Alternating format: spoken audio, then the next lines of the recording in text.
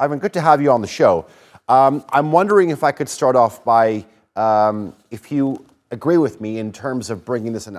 If you have thousands of supporters of a particular president who storm the democratic institutions of a particular country just because they don't accept the election results, this tells me that this country is deeply, profoundly divided.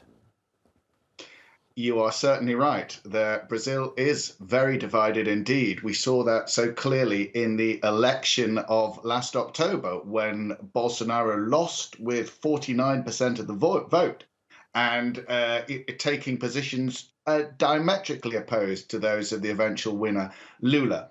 But I would just like to perhaps nuance that perspective that there is a huge divide in Brazil and that these rioters who occupied the different institutions of the state on Sunday were representative of everybody who voted for Bolsonaro.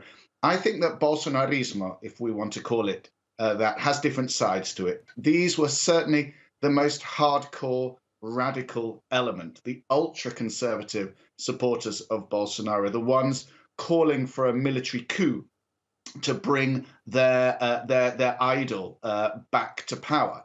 But I think when you look at the movement as a whole, you'll see that there are other voices. Do remember that Bolsonaro's party, the Liberal Party, is the largest party in both houses of Congress. He has state governors, including the governor of the state of Sao Paulo, which has a population of something like 50 million people in it. These are extremely important, powerful politicians. And these are not necessarily those who would support a mob raid on important buildings of the state. And in fact, will be called upon, have been called upon to defend the institutions of Brazilian democracy and to interact regularly with the Lula government. So I think there's going to be a question now for Bolsonarismo: which side does it take? The side of the rioters or the side of the institutional politicians? So, Ivan, I mean, in terms of the perpetrators of Sunday's events, I mean, there are some strong similarities to the January 6th U.S. Capitol riots then. Oh, there are obvious similarities. I mean, from the moment the Capitol riots occurred in the United States, you had members of Bolsonaro's family saying, wouldn't this be a good idea to have in Brazil if the election is rigged in 2022? They were expecting the election to be rigged from the very first moment in their view. Of course, there's no evidence of that. I mean, what we see an inspiration from the United States. We know that Bolsonaro was very close to Trump. We saw that Bolsonaro was not happy about the election result. Obviously, he didn't acknowledge defeat. He sort of accepted it.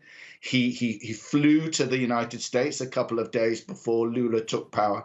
But obviously, there was always the potential. There has always been the potential for these hardcore elements to show their discontent and show their support for Bolsonaro. And this is not the first time. We've seen rallies across the country. We've seen camps across the country, blockades, marches. An attempted bomb attack on Brasilia airport was deactivated just a few weeks ago. So this is not the first, nor will it probably be the last. Ivan Briscoe, I'm afraid we're out of time, but thank you very much for joining us here on the NewsHour. I do appreciate it. It's a pleasure. Thank you very much.